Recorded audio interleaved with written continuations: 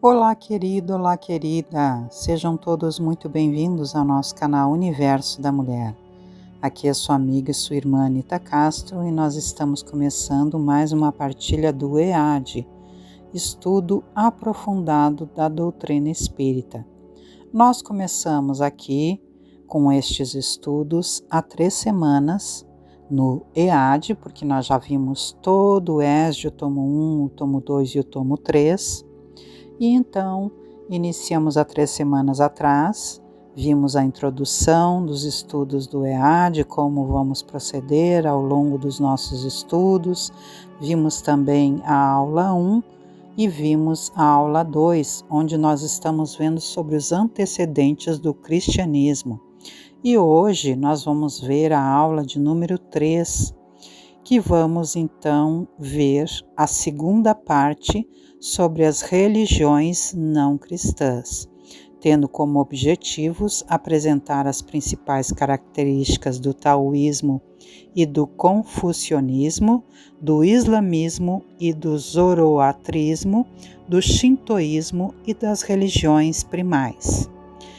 Antes de nós iniciarmos aqui então, como eu sempre faço, eu te convido para que tu não esqueças de já agora no início curtir aqui o nosso vídeo, porque é muito importante que a gente possa curtir para que o algoritmo do YouTube entenda que esse material é bom para nós e então partilhe também com outras pessoas.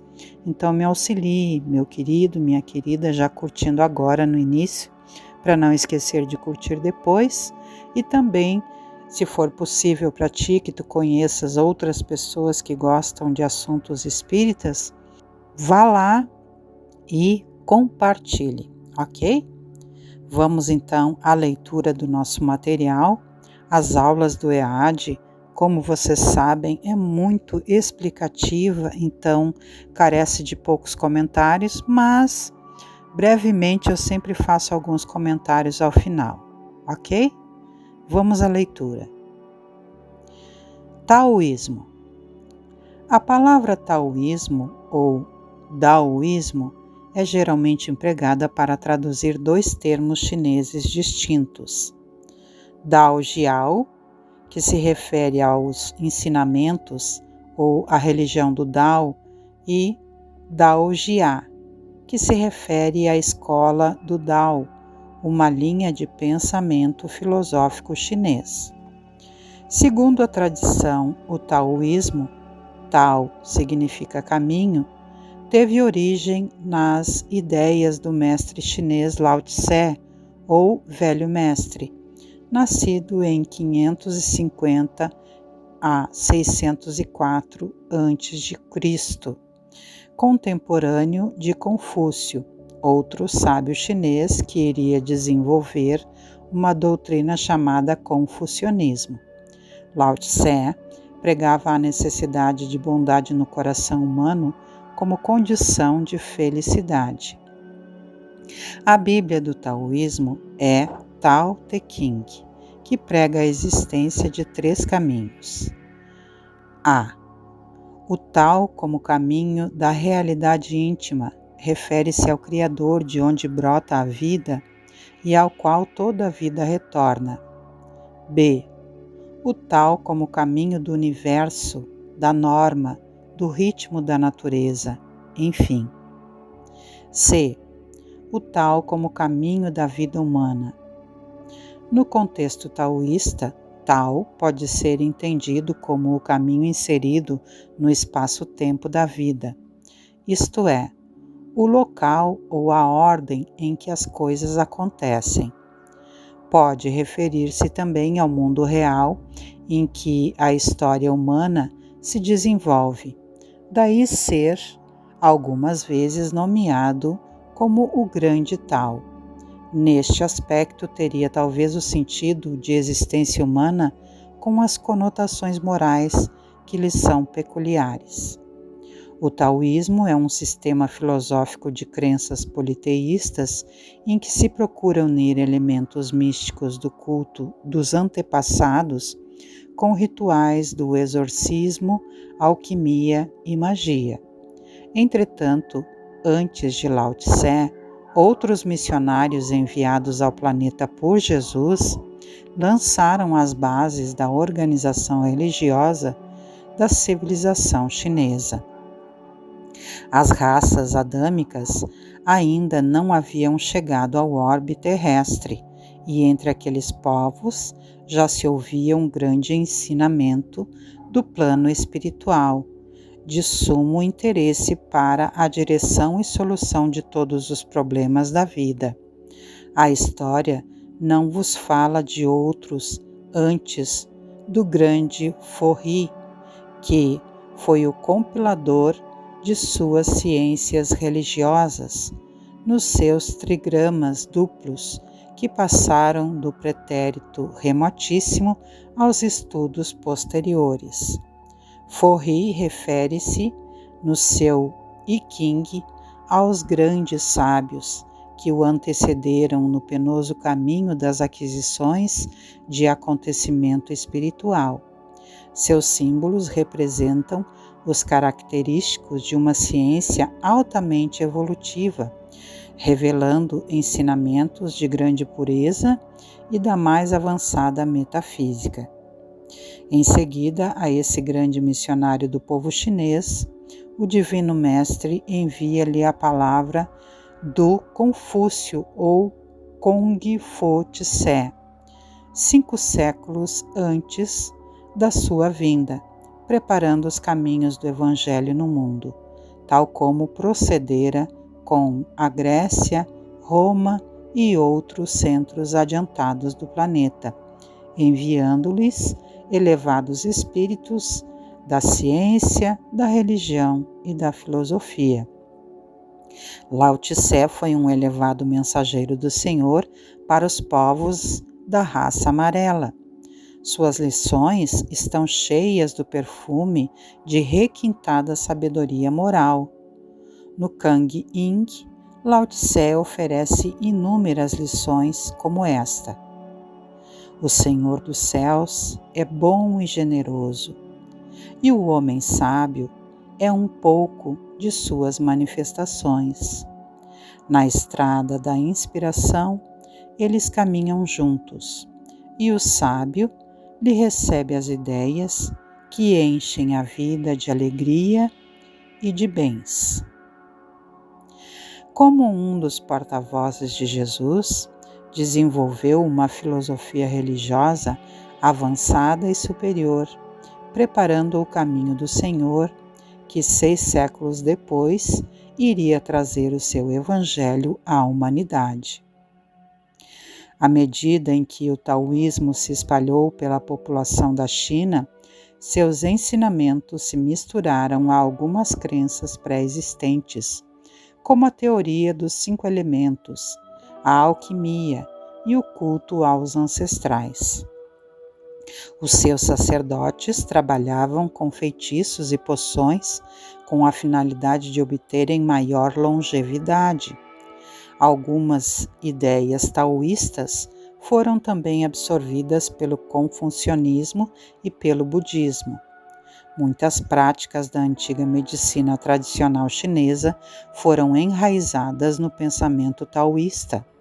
A medicina chinesa moderna, assim como as artes marciais chinesas, se fundamentam em conceitos taoístas, como o Tao, o Qi e o equilíbrio entre o Yin e o Yang. O taoísmo forma um corpo de doutrina que tem origem nas seguintes fontes primordiais: máximas morais e orientações do Imperador Amarelo, ou Wang Di. Trata-se de um dos 5 imperadores chineses, reis lendários sábios e moralmente perfeitos que teriam governado a China. O Imperador Amarelo teria reinado de 2698 a.C. a 2599 a.C. É considerado ancestral de todos os chineses da etnia Han. Conta a tradição que desde criança Wang Di era muito perspicaz, dotado de uma inteligência fora do comum e capaz de estabelecer raciocínios avançados sobre os mais variados temas. Durante o seu reinado, Wang Di interessou-se especialmente pela saúde e pela condição humana, questionando os seus médicos sobre como a medicina era praticada. Livro de aforismos místicos, o Tao Te Ching, Tao Te Ching, cuja escrita é atribuída a Lao Tse. Lao Tse. Tao Te Ching ou Tao Te Ching, comumente traduzido pelo nome de O Livro do Caminho e da Sua Virtude, é um dos escritos chineses mais antigos e conhecidos. A tradição diz que o livro foi escrito em cerca de 600 a.C. por um sábio que viveu na dinastia Zhou, Lao Tse. É um livro de provérbios relacionados ao Tao, mas que acabou servindo de obra inspiradora para diversas religiões e filosofias, em especial o taoísmo e o budismo Shan, ou chinês, e sua versão japonesa, o Zen budismo. Trabalhos do maior filósofo chinês Zhuangzi, Chuang Tse, literalmente denominado Mestre Zhuang, que viveu no século IV a.C. Ele era da cidade de Meng, no estado de Song, hoje Shangqiu. A sua filosofia influenciou o desenvolvimento do budismo Shan, chinês, e do budismo Zen, japonês. Antigo I Ching, ou o Livro das Mudanças ou das Mutações, que é tido como uma fonte extra do taoísmo, assim como de práticas de divinação da China antiga. O I Ching é um texto clássico chinês composto de várias camadas que foram superpostas ao longo dos tempos. É um dos mais antigos e um dos únicos textos chineses que chegaram até os nossos dias. Xing significa clássico. Foi o nome dado por Confúcio à sua edição. Antes de Confúcio, era chamado apenas de Yi, que tem origem no ideograma e é trazido de muitas formas. No século XX, ficou conhecido no Ocidente como mudança ou mutação. O I Ching pode ser compreendido e estudado como um oráculo ou como um livro de sabedoria. Na própria China, é alvo de estudos diferenciados, realizados por religiosos, eruditos e praticantes da filosofia de vida taoísta. O taoísmo tem significados diferentes no Ocidente. Pode ser entendido como uma escola de pensamento filosófico chinês fundamentada nos textos do Tao Te Ching, atribuídos a Lao Tse, e nos escritos de Chuang Tse. B.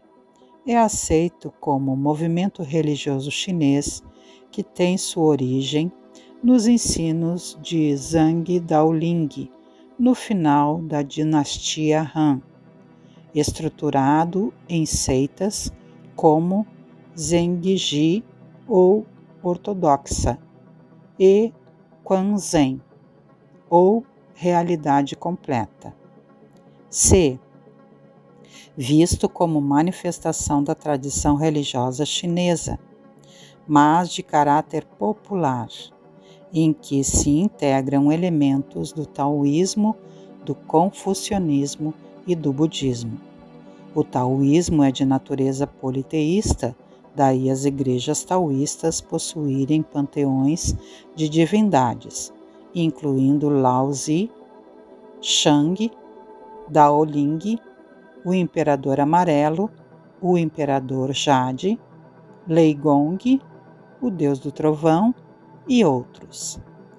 As duas maiores igrejas taoístas da atualidade pertencem à seita Zenji, evoluída de uma seita fundada por Zhang Daoling, e o taoísmo Quanzhen, fundado por Wang Chongyang. Confucionismo. O confucionismo é um sistema filosófico chinês de natureza moral e religiosa criado por Kung Fu Tzu, Confúcio, e que tem por base os princípios ensinados por Lao Tse. Entre as preocupações do confucionismo estão a moral, a política, a educação e a religião. São conhecidas pelos chineses como Jun Shaiyou, ensinamentos dos sábios. O confucionismo se tornaria a doutrina oficial do Império Chinês durante a dinastia Han, séculos 3 a.C. a 3 depois de Cristo. Vários seguidores dessa doutrina moral deram continuidade aos ensinamentos de Confúcio após esse período. Dong Zhongshu, por exemplo, fez uma reforma no confucionismo, fundamentando-se na teoria cosmológica dos 5 elementos. O pensamento taoísta ensina que existem na natureza 5 elementos, os quais se interagem e se relacionam, sendo necessários à manutenção da vida, que são metal, madeira, terra, água e fogo. Tais elementos não devem ser vistos apenas como representações materiais, mas como símbolos e metáforas. A interação desses 5 elementos é feita por meio de 2 ciclos, da produção e do controle. Wang Chong utilizou-se de um ceticismo lógico para criticar as crenças infundadas e os mitos religiosos. Mengzi, Menciu ou Mâncio e Xunzi desenvolveram e expandiram o confucionismo na sociedade chinesa, ensinando a doutrina dentro de uma perspectiva mais naturalista. Essa renovação doutrinária foi denominada de neoconfucionismo. Menciu, em particular, acreditava na importância da educação para modificar a natureza humana, que se transvia em função dos conflitos e das necessidades impostas pela vida. Acreditava que, a despeito do ser humano possuir instintos naturais comuns aos animais, como o de preservação, a inteligência educada poderia conduzir o ser humano ao bem. Xunzi, ao contrário, via na natureza perversa do homem uma herança ancestral dos instintos de preservação dos animais. Entretanto, entendia que no interior do homem há uma inteligência capaz de articular meios pelos quais se poderia evitar a manifestação da natureza instintiva. O confucionismo foi uma filosofia moral de profundo impacto na estrutura social e cotidiana da sociedade existente na antiguidade. O valor ao estudo, à disciplina, à ordem, à consciência política e ao trabalho são lemas que o confucionismo implantou na mentalidade chinesa.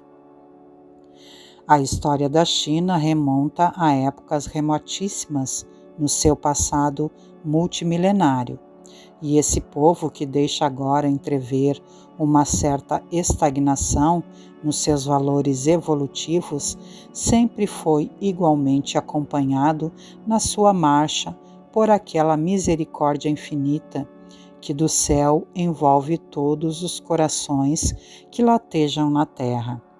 A cristalização das ideias chinesas advém simplesmente desse insulamento voluntário que prejudicou Nas mesmas circunstâncias, o espírito da Índia, apesar de fascinante beleza das suas tradições e dos ensinos, é que a civilização e o progresso, como a própria vida, dependem das trocas incessantes. Confúcio, na qualidade de missionário do Cristo, teve de saturar-se de todas as tradições chinesas, aceitar as circunstâncias imperiosas do meio, de modo a beneficiar o país na medida de suas possibilidades de compreensão. A doutrina de Confúcio foi dirigida à razão humana, rejeitando o misticismo e as prerrogativas dos poderes sobrenaturais. Segundo os historiadores, por se ocupar com o homem e com as coisas humanas, Confúcio ficou conhecido como o Sócrates chinês, preparando o solo da China no começo da era cristã para a penetração do budismo, que iria introduzir novos conhecimentos aos que foram ensinados pelos missionários chineses. De um modo geral, é o culto dos antepassados, o princípio da sua fé, do budismo. Esse culto cotidiano e perseverante é a base da crença na imortalidade, porquanto de suas manifestações ressaltam as provas diárias da sobrevivência.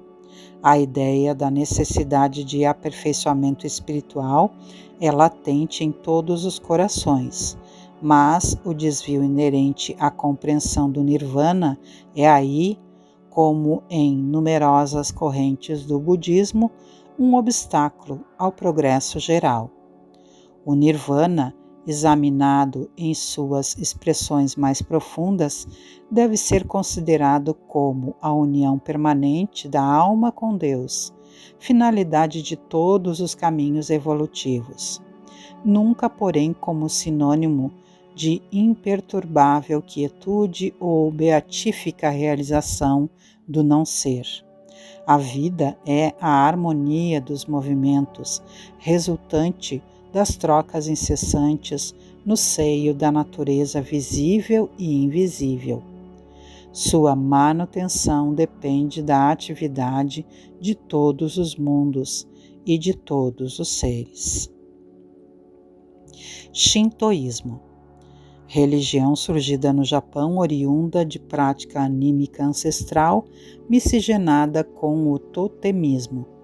A palavra Shinto, via dos deuses ou caminho divino, utilizada no século VI d.C., substituiu o termo búdico Butsudo, caminho de Buda. O shintoísmo tem sua base no culto dos mortos, chamados de kami. Os kami são espíritos divinizados que adquiriram poderes sobrenaturais após a morte. Circulam entre os encarnados, participando de suas alegrias e de suas dores, vigiando-lhes a conduta. Os historiadores informam que o shintoísmo é uma religião que não comporta um código moral ou um decálogo, propriamente dito, porque os seus seguidores consideram o povo japonês uma raça divina, daí não existir a necessidade de um código moral. O shintoísmo prescreve na veneração dos seus mortos os deveres religiosos de a.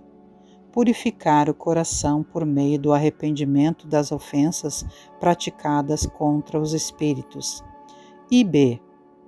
o de tornar puro o corpo pela higiene física. No início da era cristã, chega ao Japão o confucionismo, trazido da China. Sua influência, limitada aos círculos cultos, alcança o século XVII. O livro das lendas confucianas, denominado Os 24 Modelos de Piedade Filial, exerceu forte influência na educação japonesa por retratarem uma moral familiar e conservadora compatíveis com as tradições shintoístas, as quais, por sua vez, têm como princípios o amor à família e o respeito aos ancestrais. Com a introdução do budismo no Japão, feita por coreanos, surgiram divergências entre os shintoístas e os budistas, tais como a. O shintoísmo admite vários deuses. O budismo, em sua origem, não admite qualquer deus. B. O shintoísmo prega a sobrevivência definitiva sem reencarnação dos espíritos dos mortos, não existindo, para os mortos, punição ou recompensa, independentemente da vida que aqui levaram. O budismo prega a transmigração das almas, que é a reencarnação, até que estas se purifiquem e atinjam o nirvana. Somente a partir desse estágio é que a reencarnação não mais ocorre. Islamismo e zoroastrismo. De todas as religiões não cristãs, o islamismo é a mais próxima das do Ocidente, em termos geográficos e religiosos, pois como religião tem origem judaica e como filosofia sofreu influência helênica. O islamismo foi fundado pelo profeta Maomé, da tribo Quraysh, nascido em Meca, há aproximadamente 570 anos depois de Cristo. No roteiro 29, estudaremos com mais detalhes a doutrina do Islã. O mazdeísmo ou zoroastrismo é uma religião fundada na Pérsia por Zoroastro, ou Zaratustra, cujas origens se perderam no tempo, mas que foi inspirada no deserto e na solidão. A base de sua doutrina era a grande luta entre o bem e o mal, vivendo as criaturas influenciadas por bons e maus espíritos. O homem é livre em suas ações. Já Zoroastro pregava o livre-arbítrio. O homem é livre, mas se vê sujeito às influências das forças do mal. Conservando a ação, a palavra e pensamento puros, afastava-se do mau espírito e se aproximava do bom. Devia conservar limpos o corpo e a alma. Na morte cabia-lhe um lugar que estava em relação com o que praticara em vida. Os atos do homem na vida iam determinar a sua situação na morte. A religião de Zoroastro, afirmam os historiadores e mitólogos, tinha leis morais de extraordinária elevação.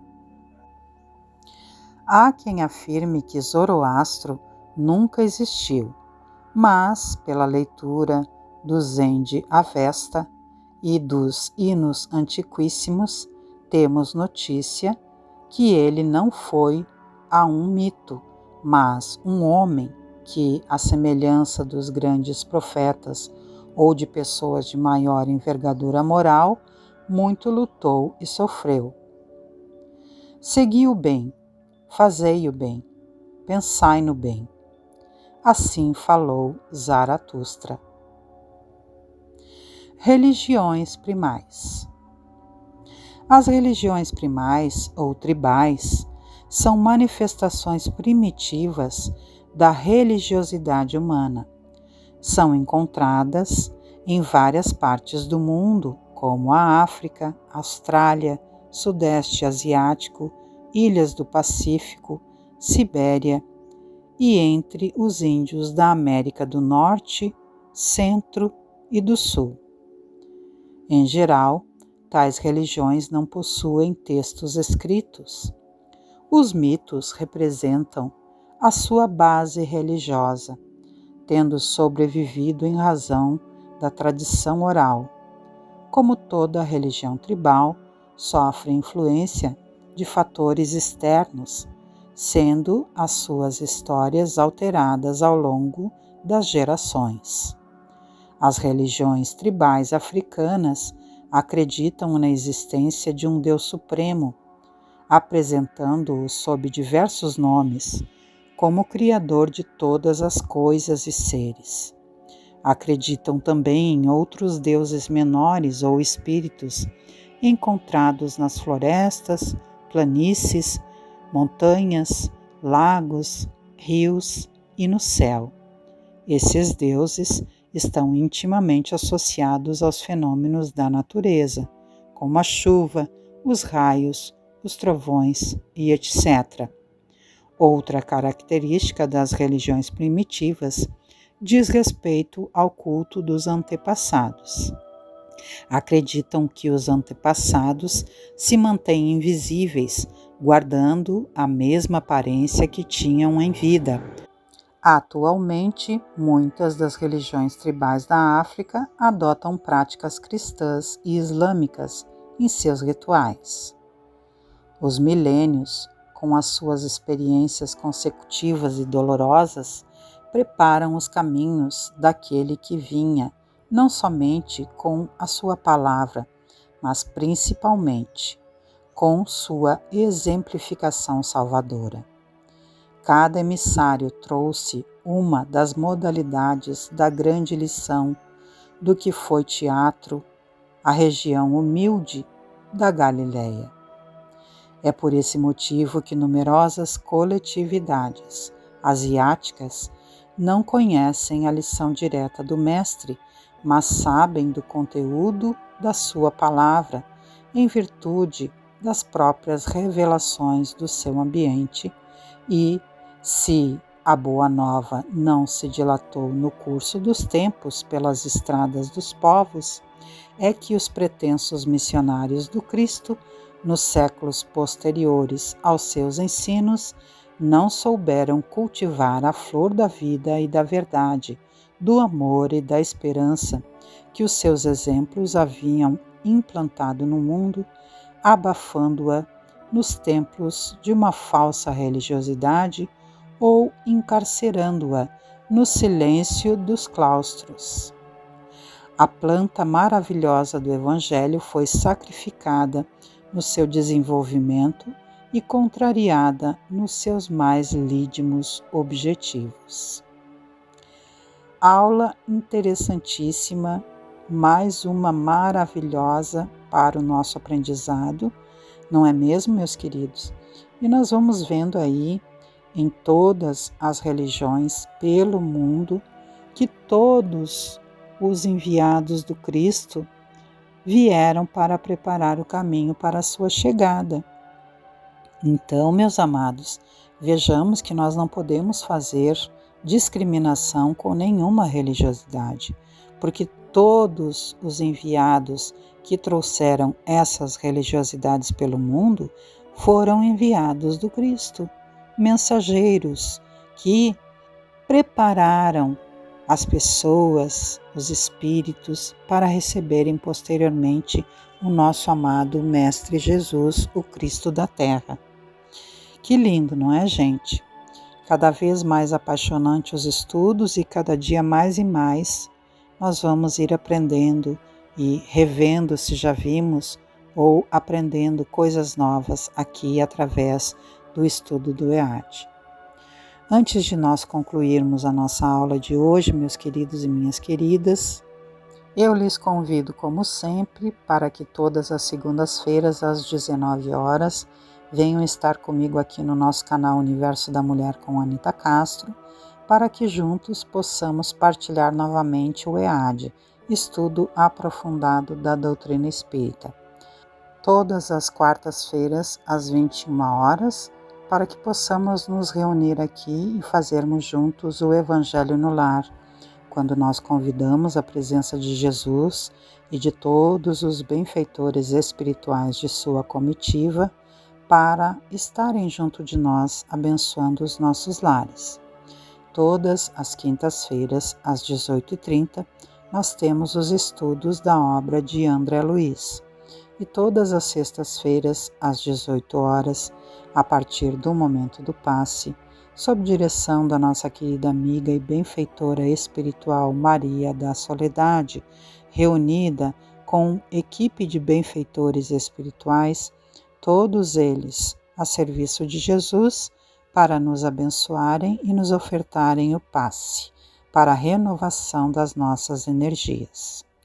Assim sendo, meus queridos, com uma singela, mas muito sincera oração, me despeço de vocês, desejando que Deus, nosso Pai maior, que Jesus, nosso irmão mais velho, nosso amigo, nosso mestre sincero e fiel, que Maria Santíssima, nossa mãezinha muito amorosa e acolhedora, que sempre nos leva pelas mãos até Jesus, e que os nossos benfeitores espirituais continuem sempre nos abençoando, nos agraciando, como eles sempre fazem, pelos caminhos do bem, e que nós, com boa vontade, com gratidão, com dedicação e procurando sempre praticar no nosso dia a dia o bem que temos recebido, prossigamos nos nossos caminhos de evolução.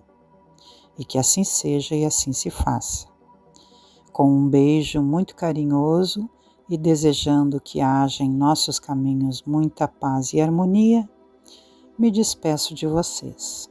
Até o nosso próximo encontro, meus queridos e minhas queridas. Tchau, tchau.